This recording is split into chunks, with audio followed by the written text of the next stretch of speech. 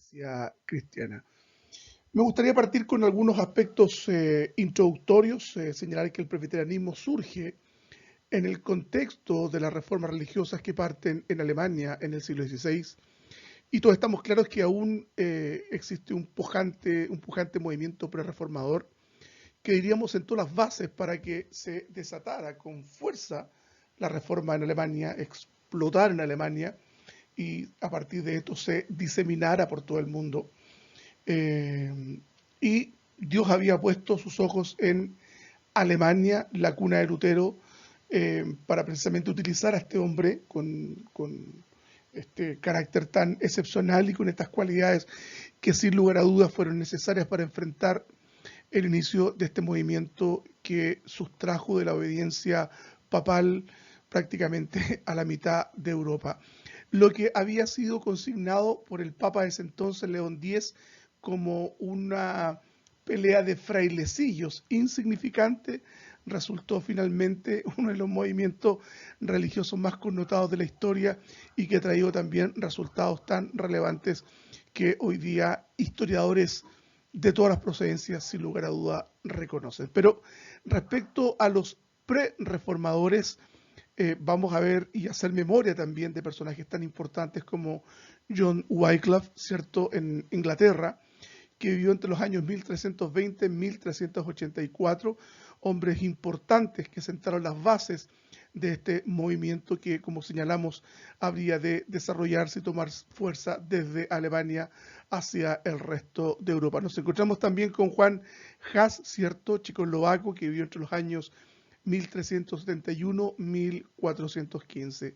El anecdotario histórico consigna que en el momento en que Juan Hus estaba siendo ejecutado, hay toda una historia detrás de esto muy terrible, ¿cierto?, donde se mezcla la valentía de Juan Hus, pero también la traición y la abyecta traición de que fue objeto, ¿cierto?, por parte del Papa y fundamentalmente del emperador Segismundo en ese entonces. Y señala en la anécdota histórica, me refiero a esto como el anecdotario porque aun cuando está consignado a la historia, siempre se habla desde una perspectiva más romántica en relación a la evidencia histórica de lo que les voy a contar haya sucedido o no. Pero cuando estaba al pie de la hoguera, ¿cierto? O sea, estaba siendo quemado, Juan José, quienes estaban a los pies de la hoguera, dicen que musitó unas frases.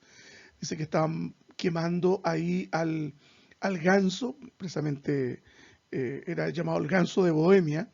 Estaban quemando un ganso, pero de ahí a 100 años se iba a levantar un cisne. Y, bueno, en 1517, sin lugar a dudas, se desata la reforma religiosa del 31 de octubre, encabezada por Martín Lutero. Pasaron 102 años para que esta suerte de profecía de Juan José se cumpliera en la persona de Martín Lutero. Tenemos a Girolamo Savonarola, también un personaje importante, que en la Roma de los papas desafió a la curia romana con valentía, con decisión. Muchas veces fue combinado, ¿cierto?, mediante actos de violencia, pero también en otras oportunidades también mediante la persuasión amistosa para que él dejara de predicar con esa fuerza el Evangelio. Se cuenta que a Savonarola le ofrecieron el capelo cardenalicio, pero la respuesta que él ofreció es el único capelo que he de vestir va a ser teñido con la sangre del martirio. Y bueno, finalmente, al igual que Juan Hus, murió quemado también en una plaza pública en la Italia de ese entonces. Y bueno, todos estos prereformadores, Wycliffe, Hus y Savonarola, desembocan en este gran personaje, cierto, conocido por todo, Martín Lutero, este gran hombre de un talante exclusivo, ¿verdad? No hay que desconocer que, si bien es cierto, no era un hombre de modales muy refinados, pero era un intelectual necesario, capaz para hacer frente, ¿cierto?, a el temor que de pronto la Iglesia Católica, apoyada por los reyes y particularmente en el periodo de Martín Lutero por Carlos V, uno de los emperadores más poderosos que gobernó gran parte de Europa eh, y se señala de él precisamente que en los territorios, ¿cierto?, los dominios de Carlos V no se ponía el sol. A este emperador tan poderoso fue el que tuvo que enfrentar Martín Lutero, como iremos viendo un poco más adelante en este estudio. Recuerden que es un estudio sin pretensiones de nada más que usted puede aprender y nutrirse de esta clase de historia acerca del presbiterianismo. ¿Qué tenían en común estos hombres? Hablemos de estos prereformadores. El primer elemento, ¿cierto? De Wycliffe, de Huss y de Savonarola y evidentemente también de Martín Lutero, es que había en ellos un profundo compromiso con la verdad bíblica. Es inexcusable, desde Wycliffe a Martín Lutero había una adhesión inexcusable respecto de las verdades de la palabra. Y esto es importante que lo entendamos nosotros también hoy día. El sitial que ocupa la escritura en los púlpitos evangélicos. Debemos decir de paso que lamentablemente en muchos casos los púlpitos son utilizados para cualquier cosa menos para predicar la palabra. Por lo tanto, entonces, en ellos, como elemento común, había un compromiso verdadero con la verdad bíblica. También en ellos había un deseo ardiente de reformar la iglesia. Ninguno de ellos pensó en dejar de ser católicos, fueron todos excomulgados, ¿cierto?, por Roma precisamente por mantener estas posiciones radicales, esa radicalidad que sin duda le costó la vida, no solo a ellos, sino que también a muchos que en ese periodo de la historia pagaron con su vida el testimonio de Cristo. Otro elemento importante, ¿cierto?, era promover el estudio de la escritura en los idiomas vernáculos, es decir, que la Biblia sea leída en los idiomas que la gente entendía. No olvidemos que en ese entonces la Biblia fundamentalmente circulaba en hebreo, en griego, y en ese entonces también estaba la Biblia que ya había sido traducida en el siglo IV por Jerónimo, en el caso de la Biblia española, hablo de habla castellana, ¿cierto? Pero no existían textos en los idiomas de la gente del barrio, en la gente del mercado, en la gente modesta. Otro elemento, sin lugar a duda, que también aglutina o categoriza respecto a esta actitud radical de estos prereformadores era denunciar la corrupción del papado. Yo creo que hay una extensa bibliografía que da cuentas, ¿cierto?, de la corrupción de los papas y de cómo estos, sin lugar a dudas, gobernaron no solo mediante actos impúdicos, infames, llenos de pecados, sino también mediante la fuerza. Podríamos de pronto abordar solo ese tema el resto de esta clase, pero no es la idea, ¿cierto? Promover la santidad de la iglesia, ¿cierto? Esto es importante también. Y es también un llamado de atención para quienes hoy día tenemos responsabilidades en el mundo evangélico, a quienes que lideramos, que pastoreamos, ¿cierto? Un llamado a la santidad, a vivir bajo las demandas del evangelio. Y precisamente, amén de la reforma del siglo XVI, este concepto tan hermoso del corandeo, ¿cierto? De estar, ¿cierto?, a los pies de Dios, a los pies de Cristo, a los pies de la cruz, siempre delante de Él.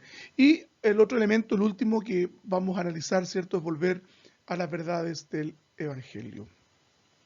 Entonces había un profundo compromiso con la verdad bíblica, un deseo ardiente de reformar la iglesia, promover el estudio de la escritura en los idiomas vernáculos o en los idiomas de la calle, denunciar la corrupción del papado, promover la santidad de la iglesia y volver a las verdades del Evangelio. Y esto tiene que ser también la motivación que tengamos nosotros respecto de cómo utilizamos los púlpitos hoy día, ¿cierto? Los púlpitos no son para contar testimonios, los púlpitos no son para contar anécdotas, no son para estimular a la congregación, no son para sesiones terapéuticas. El púlpito se utiliza para predicar la palabra del Señor. Eso es importante. Bueno, la reforma religiosa del siglo XVI y la irrupción de Lutero, este personaje que nos llama poderosamente la atención y que sin lugar a dudas nunca vamos a terminar de conocer. Yo creo que la historiografía de alguna manera ha abordado el perfil histórico, personal, biográfico de Lutero, pero todavía creo, ¿cierto?, que queda mucho por descubrir de este interesante personaje. Los sucesos que dan forma a lo que nosotros conocemos como reforma religiosa tiene muchos matices, pero un solo personaje, y este personaje, sin lugar a dudas, es Martín Lutero, ¿verdad? Bueno, Martín Lutero nació en Alemania en noviembre de 1483 y murió en 1546. Si usted ve la fecha del fallecimiento de la mayoría de los reformadores, hablo posterior, desde Lutero en adelante, la mayoría murieron casi a la misma edad. En el caso de Lutero, su padre esperaba que fuera un funcionario público de exaltada categoría. Era la pretensión que tenía su padre, ¿no? Sabía, ¿verdad?, el derrotero que iba a tomar la vía de Martín Lutero por la providencia del Señor. Por esta razón, su padre, ¿cierto?, un hombre que había hecho fortuna en la minería, pero gente de tracción modesta, obrera, digamos, en el contexto nuestro. Su padre, ¿cierto?, mediante un esfuerzo económico, dado que la situación era más holgada, lo mandó a estudiar leyes, ¿cierto?, con el objeto de que se convirtiera en un abogado prestigioso. Contrario a esto, y después de una experiencia traumática de Lutero, ingresa al monasterio agustino de Erfurt, y alguien ha señalado con toda certeza, ¿cierto?, que cambió las leyes por la religión. Esta experiencia traumática, ¿cierto?, la vamos a mencionar también en un momento más, tiene que ver con cuando volvía a Erfurt, ¿cierto?, a visitar a su familia después de haber estudiado en la Facultad de Leyes, y tuvo una experiencia traumática, una noche, ¿cierto?, de truenos y relámpagos, donde él sintió de pronto que perdía la vida. Era un hombre con temores muy arraigados, ¿cierto? También hay que mencionarlo. Pero bueno, en concreto, un hombre que estaba destinado al fulgor de los debates legalistas, leguleyos, terminó siendo un monje agustino y mendicante, eso es lo peor, mendicante, es decir, Lutero cantaba en las puertas de los hogares de la gente rica o de la gente en general para recibir limosnas. Fue en julio de 1505, Lutero quedó atrapado en una tormenta, como señalábamos hace un momento, y fue alcanzado por un rayo, y ante la desesperación y ante él, ¿cierto?, el despliegue de la realidad de la muerte, temió él profundamente que podría enfrentarse a Dios sin estar preparado, por lo cual invocó a Santa Ana, que era la patrona de los mineros allá en su aldea, y decidió convertirse en monje. Tremendo, ¿eh? Un hombre entonces que iba caminando por los senderos del humanismo, termina en una congregación religiosa digamos, de profunda penitencia, como veremos un poquito más adelante también. En 1507 fue ordenado sacerdote y en 1508 comenzó a enseñar teología en la Universidad de Wittenberg. Fíjense que Martín Lutero fue enviado a estudiar, a enseñar en Wittenberg para evitar que este hombre siguiera destruyendo, autoinmolándose, porque tenía graves problemas con la penitencia. De hecho, en algún momento en uno de sus escritos él sostiene: si fuera por frailerías, yo habría salido disparado, ¿cierto?, de la tierra al cielo, porque era un hombre de una piedad incuestionable, una piedad autoabusiva, ¿cierto? Lo encontrábamos en la madrugada tendido sobre una losa fría, lo encontrábamos lacerándose la espalda, tenía una compulsión permanente por confesarse, hasta que finalmente, dadas las aptitudes intelectuales, porque si no me equivoco ya en este periodo tenía un doctorado en filosofía, era un hombre profundamente inteligente y estudioso, hay que mencionarlo, y en virtud también de esas capacidades que tenían, lo envían a la Universidad de Wittenberg a enseñar precisamente. Lutero estudió tanto griego como hebreo, la capacidad que le permitió finalmente traducir la Biblia a la lengua alemana y acercarla de esta manera, de forma más certera, al pueblo en su propio lenguaje. Esto ocurrió después de la Dieta de Worms, que fue en 1521, fue secuestrado, ¿cierto?, por el príncipe elector, y Federico el Sabio, si mal no recuerdo se llamaba, y fue encerrado obligatoriamente en el castillo de Habsburgo, donde traduce la Biblia al alemán. Algunos historiadores han sostenido que solo por este hecho, es decir, si Lutero no hubiese hecho nada más que traducir la Biblia del griego al hebreo al idioma vernáculo de la gente de pueblo, eso era suficiente para haberse mantenido, digamos, en el tapete de la historia sin que hubiese hecho nada más. Pero sin lugar a dudas que él hizo mucho más que eso. ¿Cuál es el hecho en cuestión? Bueno, en el tenso ambiente que se había generado en el siglo XVI con las críticas a la Iglesia, el Papa León X, que es el gran protagonista, digamos, y el gran antagonista también de Lutero, se propuso terminar la construcción de la Basílica de San Pedro en Roma. Para conseguir fondos dispuso la venta de indulgencias. En realidad estoy mencionando en términos muy generales porque la historia es mucho más rico que esto y tiene mucho más contenido de lo que yo les estoy mencionando, pero de todas maneras la idea es que usted pueda profundizar sobre esta parte del contenido y comenzar también a mirar en lo que dice la historia respecto a este hecho, que por temas de tiempo no vamos a mencionar ahora. Entonces, estaba la venta de indulgencias. La Iglesia Católica enseñaba que mediante el aporte de dinero se podía obtener un beneficio de la Iglesia respecto de alguien o de uno mismo, como por ejemplo permitir un menor tiempo en el purgatorio. Eso era básicamente el cuento que se estaba vendiendo en ese periodo de la historia. Era una actitud muy abusiva.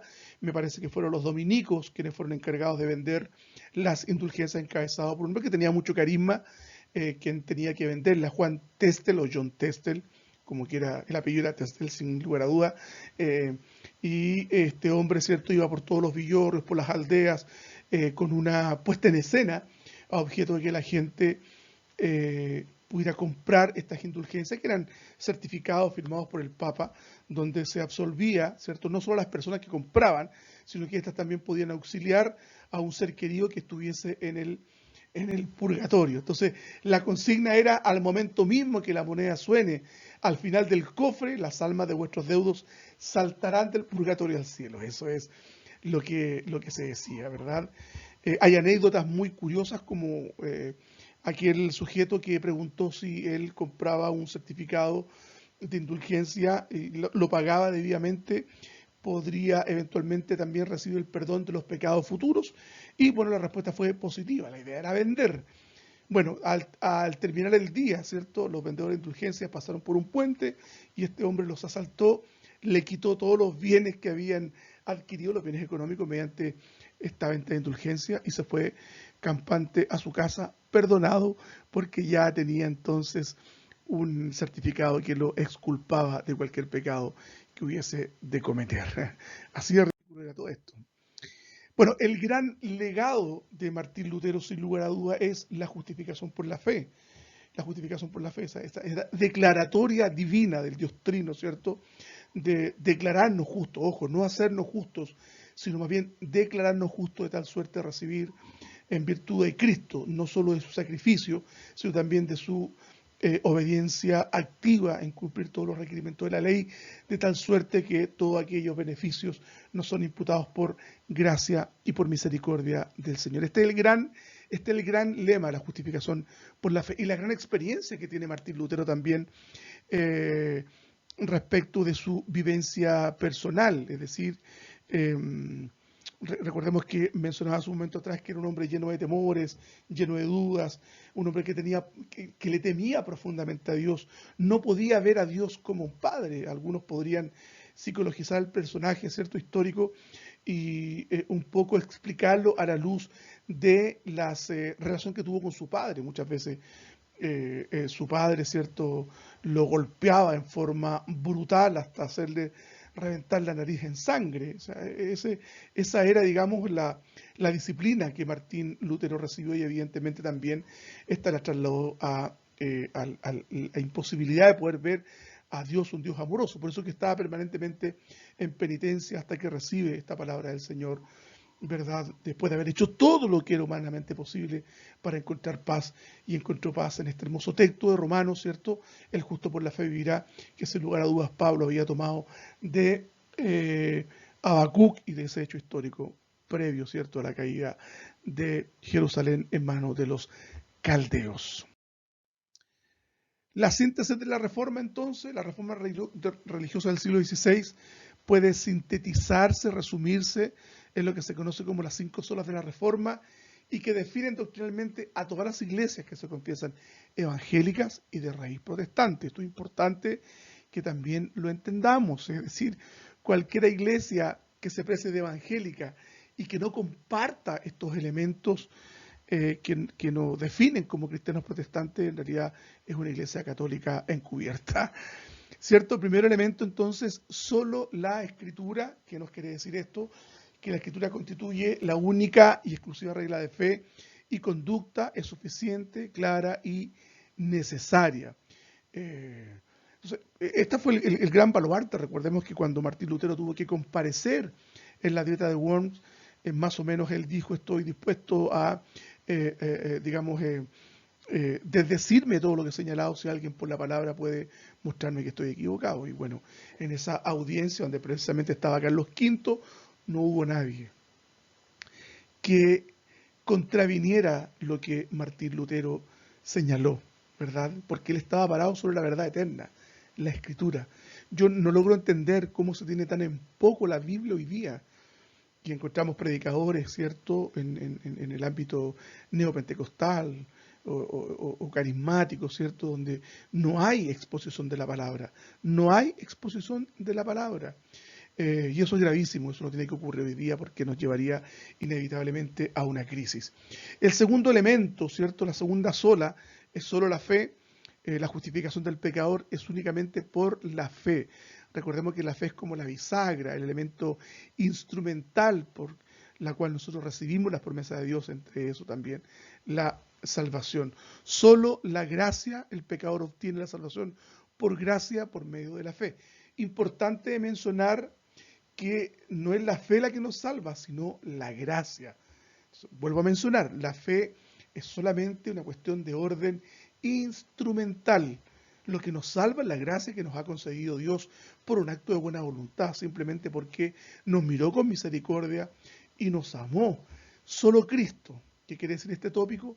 Jesucristo es el único mediador entre Dios y el hombre. Y por favor escuche, no hay salvación fuera de Él.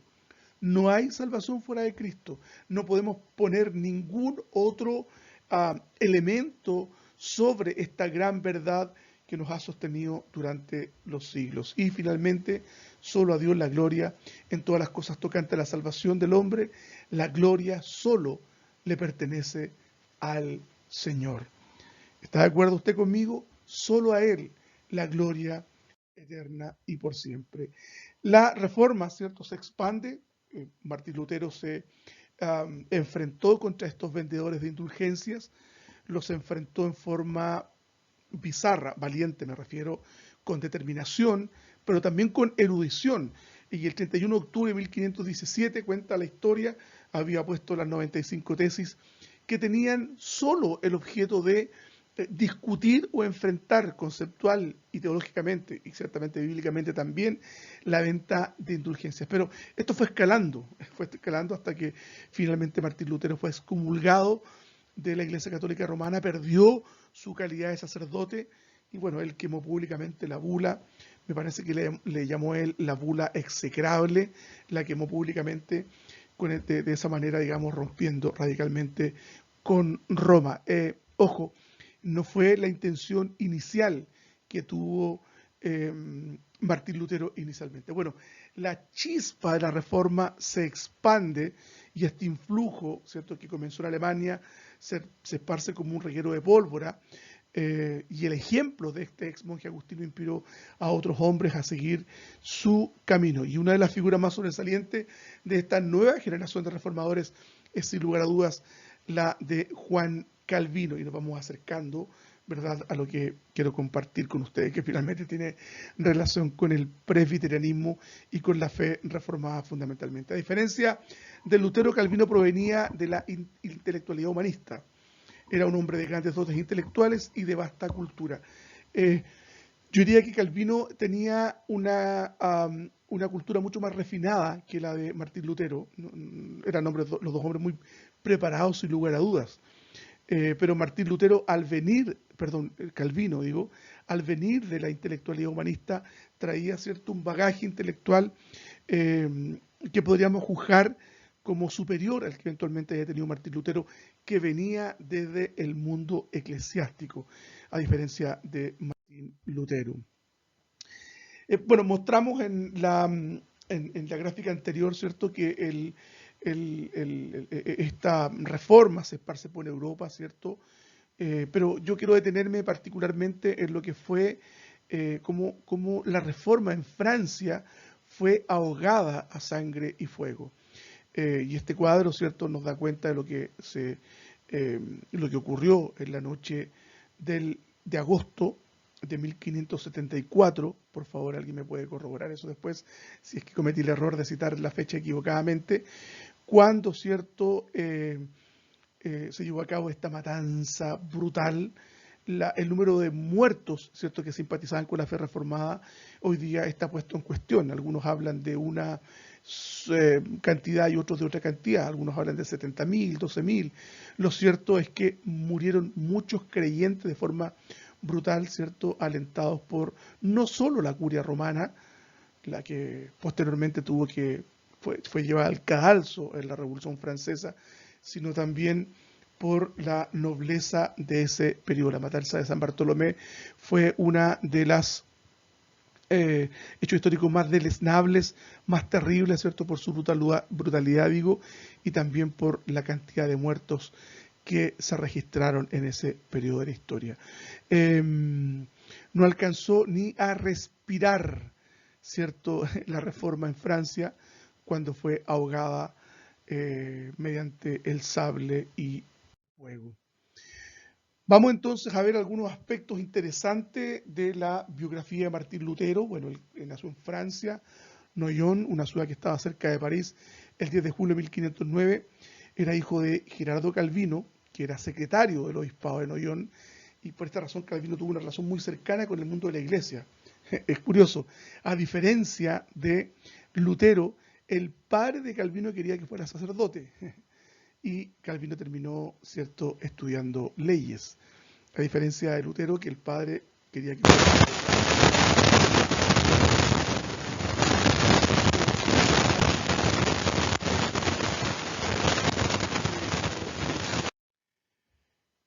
Juan Calvino ingresó a la Universidad de París en 1523 recibiendo una sólida preparación filosófica, aun cuando su padre había dispuesto que el joven Calvino estudiara teología, pero este optó por las leyes, como le mencionaba hace un momento atrás, que hay una distinción respecto de lo biográfico de Lutero en relación a lo Calvino.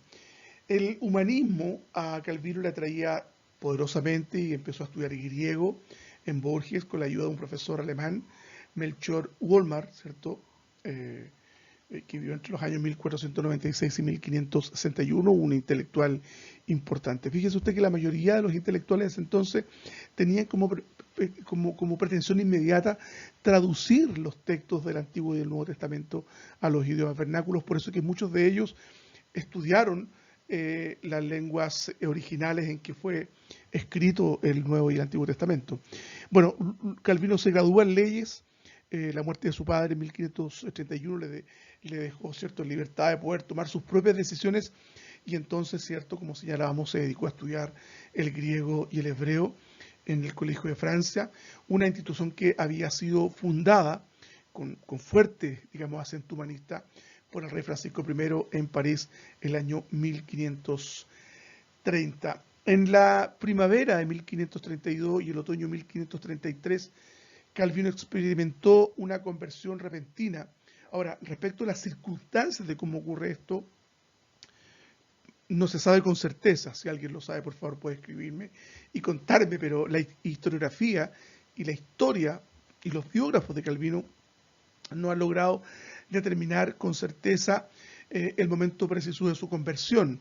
Pero su experiencia central fue que Dios le hablaba, ojo, a través de las Escrituras, y la voluntad de Dios debía ser obedecida. Qué bueno que nuestro Calvino no era un místico, que, ojo, estaba muy de moda en ese entonces, por lo menos en la España católica, los místicos, y era un hombre que tomó la escritura finalmente como el elemento donde él se comunicaba, o Dios se comunicaba con él, básicamente. La obediencia a Dios es el deber, algunos elementos importantes, ¿cierto?, del calvinismo, y lo que sostenía Calvino respecto a la obediencia. Este era el deber primordial del hombre. El hombre fue creado bueno y capaz de obedecer a la voluntad de Dios. Los hombres, señalaba ya en ese entonces, están en un estado de total ruina delante de Dios. Bueno, de esta situación de profunda desesperanza, de ruina, de quebranto, de angustia del hombre, Dios decide rescatar a alguno de estos que por sus pecados, ¿cierto?, merecían la muerte y la condenación, y concederles su gracia salvadora. En la etapa muy primigenia, ¿cierto?, de este desarrollo teológico de Calvino ya comenzamos a observar, ¿cierto?, lo que de pronto fue refrendado por en Dordrecht respecto a lo que conocemos como la doctrina de la gracia. Particularmente hablo de lo que se conoce como la expiación particular o expiación privada, en fin. No a todos, sino a aquellos a quien Dios le place ofrecerles esta muestra de su amor y misericordia. De esta situación de desesperanza, ¿cierto? Dios decide concederle a alguno de ellos esta gracia salvadora. Cristo pagó la pena debida por los pecados de aquellos por quienes murió. Sin embargo, el ofrecimiento y recepción de este rescate es un acto libre de Dios, no está coaccionado por nada. Dios decide salvar a quien Él le ha placido salvar. Eso sería motivo también de otro estudio eventualmente. Puesto que todo bien, ¿cierto?, nos viene de la mano de Dios, procede de Dios, y Él es incapaz tanto para iniciar como para resistir su conversión. Habló del hombre, el hombre caído. Se asume que la razón por qué algunos son salvos y otros se pierden es lo que se conoce como la elección divina, ¿verdad?, que tiene dos aristas, la elección y la reprobación. Algo que sin lugar a dudas nos ha enfrentado como reformados al mundo, ¿cierto? Atanasio contra el mundo, los reformados contra el mundo, es decir, aquellos que tienen una soteriología más universalista, derechamente universalista, sin lugar a dudas, y particularmente nuestros hermanos que reconocen abiertamente ser arminianos. Calvino reconocía solamente dos sacramentos importantes, ¿cierto?, el bautismo y la Santa Cena, o la Cena del Señor. Con respecto a la cuestión de la presencia de Cristo en la cena, se colocaba entre Lutero y Zwinglio, más cerca del reformador suizo, ¿cierto?, en la forma, y del alemán en espíritu. Con Zwinglio negaba toda presencia física de Cristo, esto es importante que lo entendamos también, sin embargo afirma en los términos más claros una presencia real, aunque espiritual, recibida por la fe. Y esto es un tema que podría pasar como un tema muy baladí, es decir, intrascendente, pero tiene una importancia notable. No olvidemos que nuestro Martín Lutero se enfrentó a muerte con Zwinglio precisamente respecto de este tema de la Cena del Señor y fueron incapaces de llegar a un acuerdo y cultivaron un enfrentamiento y alguna odiosidad que de pronto no se condecía con lo que el Evangelio nos mandata. Entonces, han sido establecidas divinamente tres instituciones, decía Calvino, por las cuales se sostiene la vida cristiana: la Iglesia, los sacramentos y el gobierno civil. Calvino expone su pensamiento teológico, la primera edición de esta obra, estoy hablando de los institutos o de las instituciones que escribió Calvino, fue en el año 1536 y le debemos, fíjese, a Cipriano de Valera la traducción al español el año 1541. Ya sabemos de Cipriano de Valera, quien depuró el texto de un caso de reina y merece también un reconocimiento aparte, la valentía y la determinación de este hombre, que al igual que muchos de los conversos al protestantismo en el monasterio de San Isidro, muchos de ellos que huyen ciertamente a Ginebra, cuando son, digamos, perseguidos abiertamente por la Iglesia, por la Inquisición española. Muchos, entre esos estaba también el valiente Cipriano de Valera, que terminó también en Ginebra, dado que, al igual que los monjes, simpatizaban no solo con el protestantismo, sino que particularmente con el calvinismo. Bueno, el éxito de la institución estimuló a Calvino a continuar sus estudios y trató de reunirse con Martín Bucero en la iglesia de Estrasburgo, pero Guillaume Farel, quien no había podido consolidar la reforma en Ginebra, le solicitó su ayuda con el fin, ¿cierto?, de contribuir a afianzar la iglesia reformada en esta ciudad. Y ahí está ese cuadro, porque el anécdota histórico también cuenta que Calvino tenía solo intereses académicos, pero cuando se enfrentó con este Farel, con este hombre, con Guillermo Farel, que lo enfrenta y lo sacude, cuando Calvino le dice que solamente quería dejar solo académico y descansar y que estaba de paso nomás. y finalmente este hombre Farel le dice: Dios maldiga tu descanso si es que no nos ayudas acá a asentar la reforma en Ginebra. Finalmente se quedó, y hoy día cuando hablamos de Ginebra, de la Ginebra protestante, estamos sin lugar a dudas también hablando de Calvino. El calvinismo toma forma en Escocia, ¿cierto? La influencia de Calvino se dejó sentir en Europa, ya se hablaba de calvinismo y cada país tomaba, ¿cierto?, una identidad distinta, pero con las bases definidas, las bases teológicas definidas por Calvino. En Francia se llamaron hugonotes, reformados en los Países Bajos, pactantes en Escocia, posteriormente, sin lugar a dudas, y de igual manera presbiterianos en este país. Eh, Calvino fue un hombre que generó grandes influencias y entre los personajes que hemos de destacar, ¿cierto? En el caso de Escocia está la figura de John Knox, un hombre en quien se fundieran la fortaleza de carácter de Lutero y la agudeza intelectual de Calvino, y fueron precisamente estas características propias de Knox lo que le puso al frente de la reforma en Escocia y permitió el surgimiento del presbiterianismo, que no fue fácil, hay que mencionarlo, no fue en absoluto fácil esta tarea, ¿verdad?, de Knox de asentar el presbiterianismo en Escocia. Knox tomó valor pese a la represión brutal llevada a cabo sobre Escocia. El catolicismo francés fue uno de los grandes tutores de la Escocia de ese entonces, ¿cierto? Entre Inglaterra y Francia se disputaban Escocia, y producto de la persecución, dos grandes predicadores pierden la vida en esta arremetida romana. Patrick Hamilton, mucho antes de Knox, digamos el personaje más inmediato a quien estoy citando ahora es George Wishart. Él fue, digamos, una persona que tuvo una relación más cercana comparado con Patrick Hamilton, que no recuerdo, pero es muy anterior a John Knox.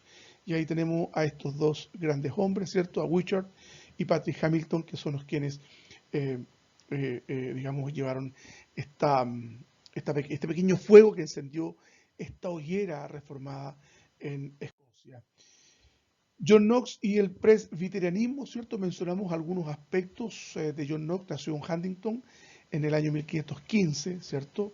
2 años después, piensen ustedes que el Lutero creaba las 95 tesis, y justo el año 1515, cuando estaban haciendo este gran personaje de la historia del presbiterianismo, estaba dando testimonio de Cristo, quizás en la Universidad de Wittenberg, nuestro Martín Lutero. Se educó en la Universidad de San Andrés, está mal escrito ahí, y fue discípulo de Wishart, fue perseguido y exiliado por sus ideas reformadas, pasó por causa de ello el largo periodo en las galeras. Me parece que fue un largo periodo, 18 meses si no me equivoco. Pasó algún tiempo en Ginebra, donde conoció a Calvino y se empapó de las ideas reformadas. Sus ideas lo convirtieron en un enconado enemigo de los católicos. Lo odiaban, digamos, profundamente. Y aquí está esta cosa histórica. Fue un enemigo acérrimo de María Estuardo. La reina era una católica ferviente, en realidad una mujer perversa, hay que decirlo, y se oponía frontalmente a las ideas protestantes de Knox. Cuando María Estuardo huye a Inglaterra, el Parlamento proclamó el calvinismo como religión oficial del Estado, ¿cierto?, en Escocia. La reforma escocesa siguió en muchos aspectos el modelo de Calvino, fue más bien doctrinal que política, exaltó la Biblia como única regla de fe y orden y puso gran énfasis en la disciplina. Esto es importante también que lo podamos comprender, hermanos amados. Gran acento en la disciplina. Por otro lado, fue una reforma democrática, al menos mucho más que la reforma calvinista, hay que señalarlo. Cada congregación tenía el derecho de escoger a su propio pastor. Había más libertad en los sínodos, las sesiones y la Asamblea General. Esta comparación histórica la hago respecto a quienes algunos historiadores sostienen que había mucho más democracia, por decirlo, que en el caso de Ginebra. Knox y sus colaboradores se ocuparon de organizar la iglesia reformada en Escocia. Tomó una forma de gobierno semejante al presbiterianismo posterior. En cada iglesia se elegían ancianos y también el ministro, aunque no podían ser instalados sin antes ser examinados por los demás ministros, una práctica que se sigue observando hoy día en el mundo presbiteriano. El libro de disciplina, el libro de orden común y la confesión escocesa fueron sin lugar a dudas los pilares que sustentaron el movimiento presbiteriano reformado en Escocia, ¿cierto? A la cabeza de nuestro gran John Knox, un hombre valiente, decidido y con una determinación importante para enfrentar a los enemigos de la cruz. Y este reconocimiento, ¿cierto?, está en una plaza donde me gustaría ir. Quien la haya visitado puede regocijarse, ¿cierto? Ahí tenemos a Besa, a Knox, a Calvino y a Farel, estos grandes prohombres del mundo reformado y del mundo eh, de la historia protestante. Finalmente le pertenecen a la historia estos grandes personajes. Este monumento ha sido permanentemente atacado por los grupos LGTBQI más en Europa. Le han tirado pintura y han sido verdaderamente muy, muy maltratados. Post tenebras lux, aut concilium, aut ense, ¿cierto? Fue el primer escudo, ¿cierto?, que don José Miguel Carrera, por la asesoría de Joel, Joel Robert Poinsett, ¿cierto?, este presbiteriano americano, que tuvo gran influencia en el caso de Chile, y Chile también recibió el influjo del presbiterianismo en manos de este cónsul norteamericano que sin lugar a dudas ejerció una notable influencia en el general Carrera, quien en 1812 creó se escribió el primer, la primera constitución o un reglamento constitucional, ¿cierto?, que reconocía a la Iglesia Católica Apostólica como religión oficial del Estado, excluyendo con eso al mundo romano. Post tenebras lux, ¿cierto?, es el mismo símbolo que tiene el escudo de Ginebra, que es una alegoría al Evangelio. Después de las tinieblas, la luz, y esa es nuestra esperanza fundamentalmente. Espero que haya sido de utilidad estos 42, 43 minutos que vamos a completar. El Señor les bendiga, muchas gracias. Y no se olviden, ¿cierto?, si llegaron por casualidad a este estudio, suscribirse, ¿cierto?, y cualquier duda que tengan, hacérmela saber a través también de los comentarios. Y si alguien desea este PPT que hice, se los puedo enviar gratuitamente y sin ningún costo, gratuitamente. El Señor les bendiga grandemente.